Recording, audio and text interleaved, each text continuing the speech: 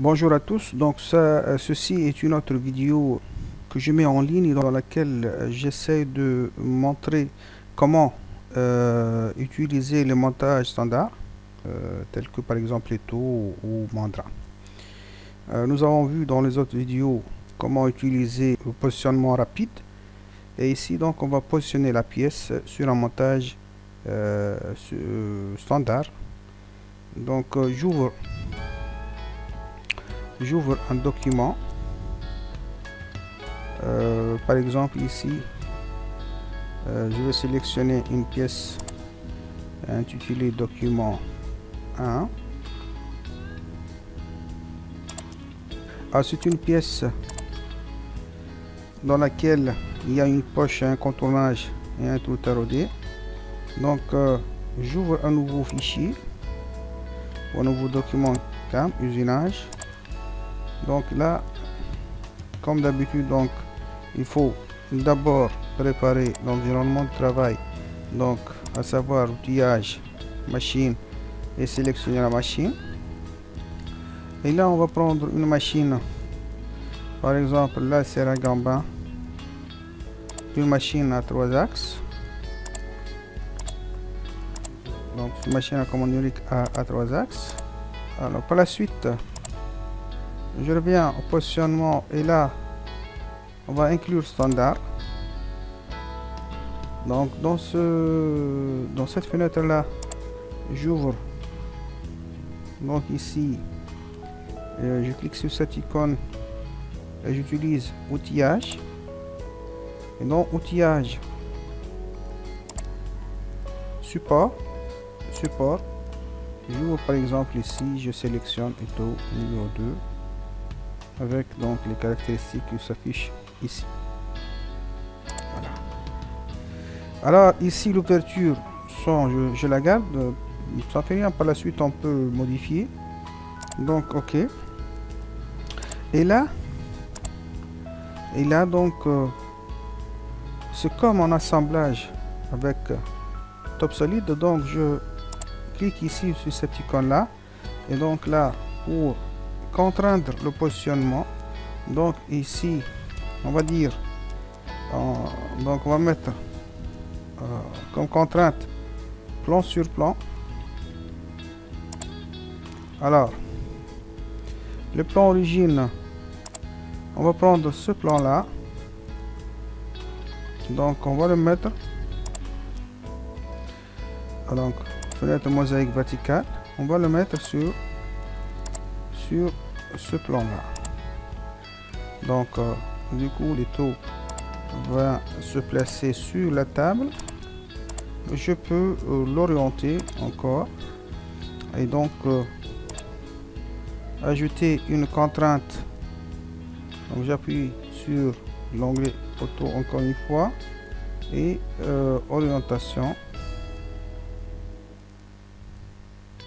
alignement plutôt, donc de ce plan là ou de cette surface là avec cette surface là. Voilà, donc j'obtiens un alignement de Leto. Alors ceci va me permettre l'étude des collisions, comme je l'ai dit déjà dans les autres vidéos. En fait ça ne change en rien dans l'édition du programme, puisqu'on va tenir compte que de l'origine de programmation, c'est-à-dire l'origine pièce que nous avons choisi ici, donc lors de la création de la pièce.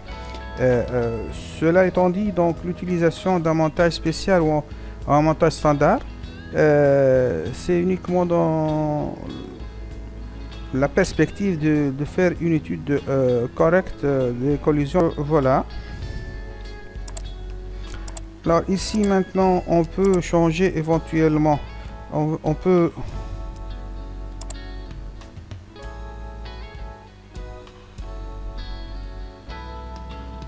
lier maintenant l'élément à la machine, et donc cet élément là, l'élément allié, c'est celui-là, on va le lier à la table. Voilà, à ce moment là quand la table se déplace, bien sûr il fait partie de la table, donc c'est un élément solidaire. Et là donc on peut actuellement, enfin à présent, on peut changer les paramètres de cet étau là, tels que par exemple l'ouverture, la largeur des cales. Bon, par exemple ici 20, je peux prendre une valeur de 10. Donc l'ouverture maintenant on peut changer l'ouverture encore. Donc valeur de l'ouverture, bien entendu. Donc la valeur c'est de 100. Je peux écrire ici 150 par exemple. Voilà, j'ouvre encore, c'est mort. Ben voilà. Là je viens donc avec Escape de sortir de cette commande là. Alors maintenant je reviens à fenêtre mosaïque verticale. Donc ici dans le document usinage, je sélectionne pièce et positionnement, et maintenant on étau, et la pièce qu'on va positionner c'est ça, c'est cette pièce là.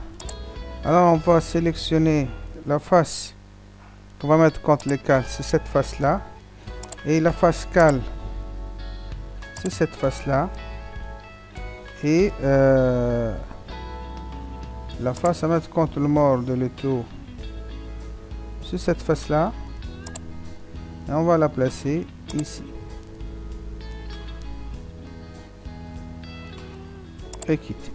Alors là je viens de la positionner juste au milieu. Sinon je peux ajouter une autre contrainte pour placer cette surface là comme cinquième normal de repérage. Donc on peut aligner cette surface là avec cette surface là. Alors comme vous voyez ici, l'ouverture est un peu plus grande que la pièce, donc je peux revenir aux paramètres de l'étau et ces valeurs, donc entrée, et je change ici 100. Voilà, et j'obtiens une pièce qui est positionnée convenablement dans mon étau. Maintenant il suffit donc de créer le brut. Donc brut, création d'un brut, et on va englober cette pièce là. Ok, alors si j'inscris ici toutes les marges à 0, je peux bien évidemment ajouter ici 2 mm sur Z plus et 2 mm sur Z moins. On va laisser une surépaisseur en bas et en haut. Voilà, comme vous le voyez, la surépaisseur qu'on a ajoutée ici en bas vient d'entrer dans les cales. Donc ce qu'il faut faire, déplacer la pièce finie pour que la pièce brute se déplace elle aussi. Donc je reviens ici, forme, autre opération, transformer, et par une translation suivant Z plus d'une distance, rappelez-vous 2 mm la surépaisseur, donc c'est 2. Je vais déplacer la pièce finie. Voilà, dès que la pièce finie s'est déplacée, la pièce brute elle aussi se déplace de 2 mm. Comment on a fait la sélection? Et bien tout simplement je reviens ici, la forme à transformer. Alors comme ici, si je mets le curseur ici, je sélectionne la pièce brute puisque c'est elle qui va englober. Ou bien si je place un petit peu, je bouge un petit peu le curseur jusqu'à ce qu'il passe au niveau inférieur, et là je suis pas sûr quand je clique que j'ai bien sélectionné la pièce finie. Donc ce qu'il faut faire, c'est maintenir le curseur et appuyer sur le bouton de gauche, puis en le maintenant enfoncé le bouton de droite pour passer au niveau inférieur. Et dès que j'ai la bonne sélection, je lâche le bouton de gauche. Voilà, avec cette technique là je viens donc de sélectionner la bonne pièce. Autre façon, c'est donc de faire la sélection, c'est de revenir en mode filaire et à ce moment-là sélectionner la pièce que vous désirez. Ben voilà, échappe pour arrêter la fonction, la commande transformer. Je reviens à préparation et maintenant on va créer notre pièce. Alors créer, du moment qu'on a une pièce brute que voici, la pièce finie la voici, et l'origine, donc on va utiliser une origine sur un point, et le point on veut que ce soit un point basique et on va le prendre ici sur ce point là. Voilà, notre origine on a choisi cette fois-ci sur ce point là. Bien sûr il faut le prendre généralement sur la pièce brute, voilà, ou sur la pièce finie d'ailleurs, comme vous voulez. Normalement l'origine programme, si on veut faire la programmation manuellement, ce sera sur la base d'un dessin de définition, donc sur la pièce finie. Mais nous ici on va utiliser la FAO, donc on va tangenter sur la pièce, donc finalement on va faire l'origine sur la pièce brute. Ben à présent on peut passer au fraisage topologique, et là on va commencer par un surfaçage. Ici surfaçage, et donc on va prendre une fraise à surfacer, on va sélectionner le diamètre et les plaquettes, et ok, les conditions de coupe, la surépaisseur, la finition, tout ça. On va prendre une seule passe de finition. On va travailler par balayage. D'ailleurs ici, comme vous voyez, la trajectoire elle est à 0 degré, donc je peux travailler contre le mort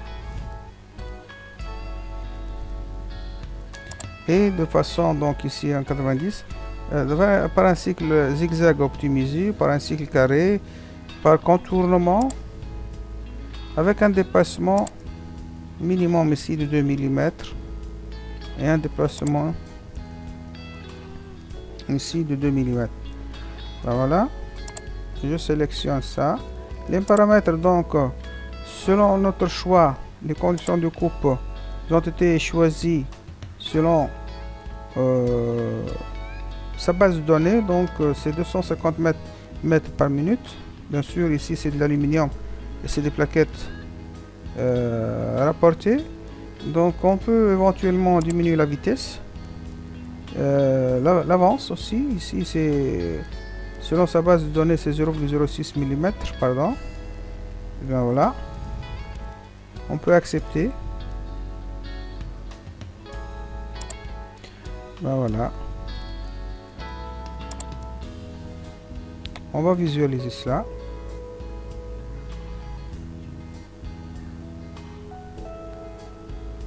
On va faire un contournement en dépassant de 2 mm et on revient.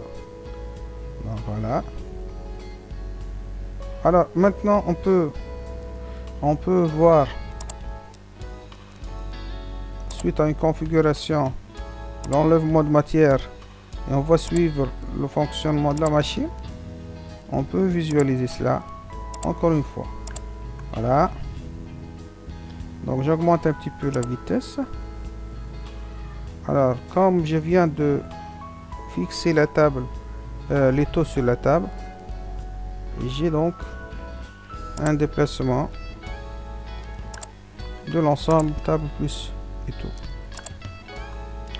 Donc à présent on peut passer à un contournage. Et ben voilà, on va contourner cette surface là. On va prendre une fraise de taille d'un diamètre de 24. On est assez rapide. Voilà, et toujours je préfère travailler en une seule passe. Les conditions de coupe, donc ici c'est 250 comme condition de coupe, c'est un peu bon pour l'aluminium, bon c'est bon. Et sinon je peux diminuer la vitesse et je peux utiliser par exemple 200. Voilà.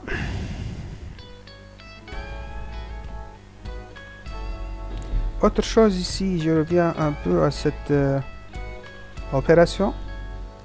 Une chose que j'aimerais bien, quand j'aimerais bien parler. Ici, on voit correcteur machine.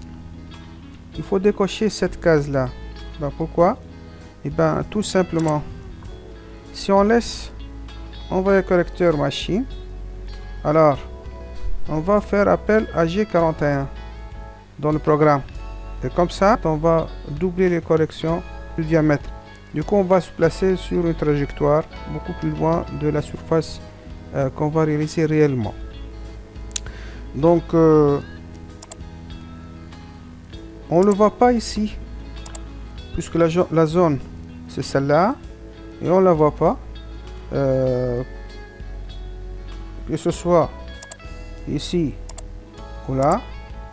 Donc on voit pas cette différence, mais si je garde ici, on voit correcteur machine, ok, et je sors par là pour garder les modifications. Si j'édite mon programme, et ben tout simplement on va garder le nom document 2, d'accord. Alors regarde bien ici, on va trouver un G41, où ça? Voilà, c'est un G41.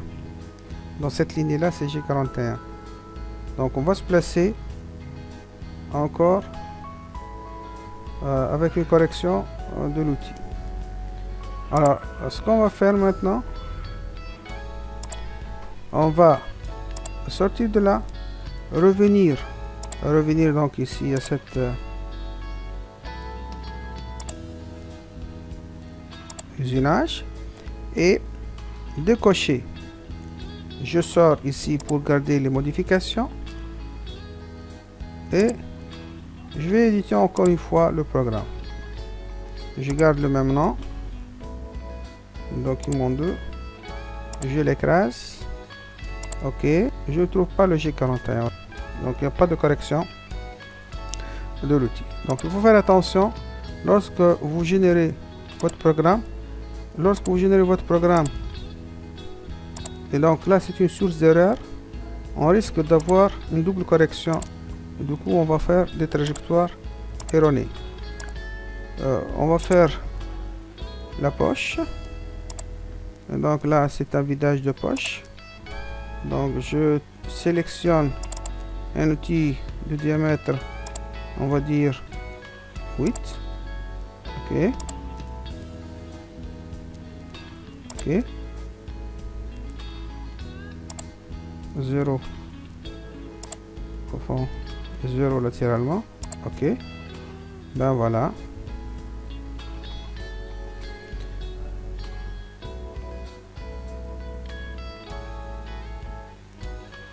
Donc en fait on va reproduire ces mêmes déplacements. On peut les reproduire directement sur la machine. On verra plus tard avec des vidéos. Donc la simulation sur TopCam et l'usinage réellement. Donc pour le fraisage, pour le perçage, donc ici je sélectionne analyse de forme de perçage.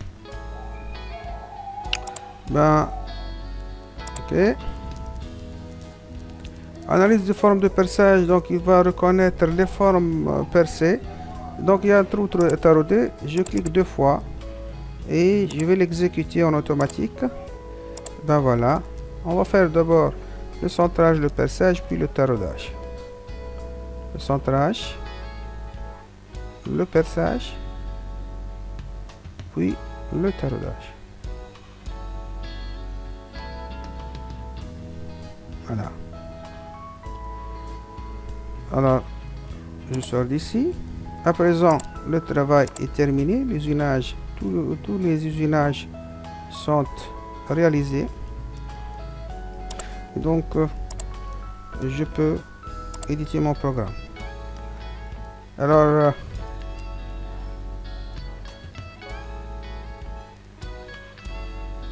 concernant encore une fois la vérification de collision, je peux sélectionner tout, bouton de droite, vérification,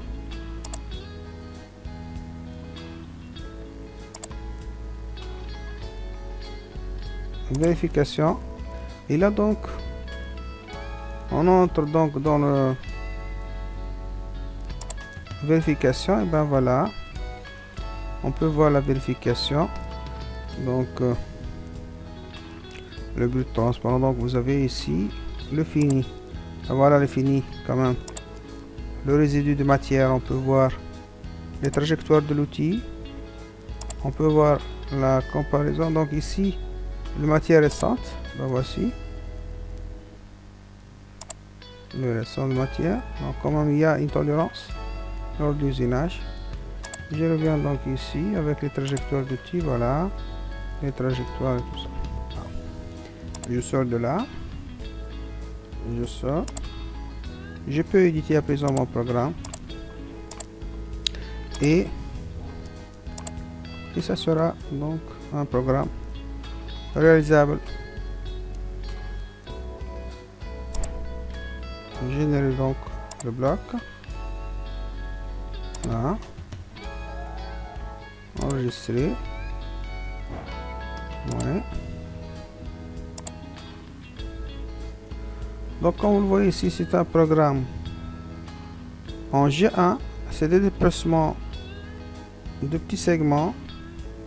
En fait, un logiciel de FAO, il va incrémenter toutes les courbes, tous les parcours en petits segments et en petits arcs. Donc vous voyez que c'est toujours des G1, parfois des G2 ou G3. Donc ça c'est le code G pour une armoire de Siemens 842. Voilà. Pour le changement d'outil,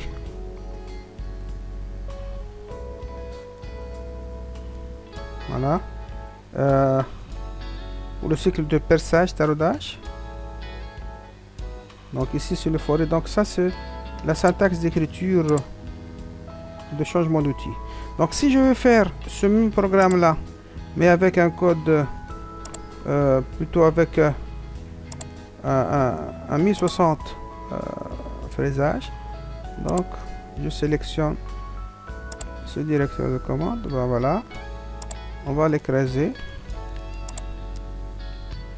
Ben voilà, c'est le même programme pratiquement, mais avec un code NUM 1060. Donc on voit ici des... Donc ici c'est des G1, G2, G1, G2.